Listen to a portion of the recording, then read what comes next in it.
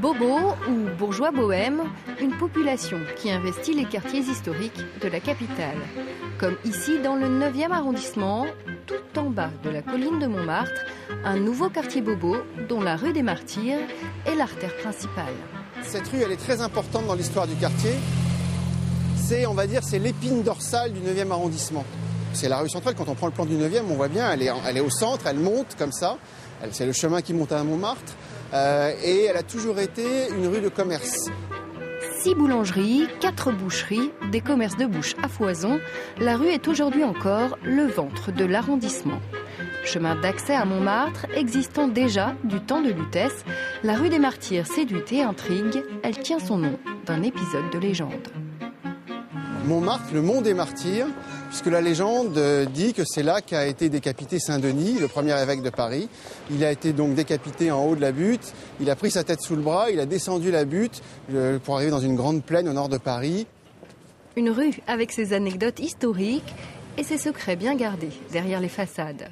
Liliane habite ici, au fond d'une cour, dans une maison avec un petit jardin, insoupçonnable depuis la rue. C'est des petits coins qui sont cachés et qui sont agréables en plein Paris. Et j'ai toujours dit que le 9e, c'est le plus beau quartier de Paris. Ça fait longtemps que vous habitez ici ? 48 ans. Alors ça fait un petit bail. J'ai vu le quartier beaucoup changer. Beaucoup. C'est-à-dire qu'avant c'était un quartier de petits vieux et que maintenant c'est devenu tout à fait jeune, tout à fait in. On dirait bobo ou tout ce que vous voulez. Et ça m'amuse beaucoup de voir ce quartier changer. Phénomène de mode, les nouvelles enseignes prospèrent. Le quartier séduit une population à la recherche d'un petit supplément d'authenticité.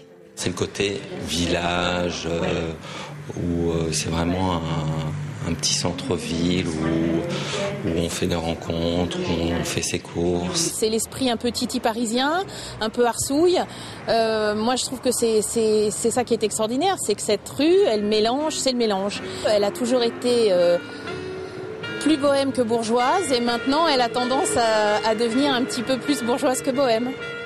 Signe des temps, ici la boucherie chevaline et la triperie d'antan ont fermé pour laisser place à des terrasses chics.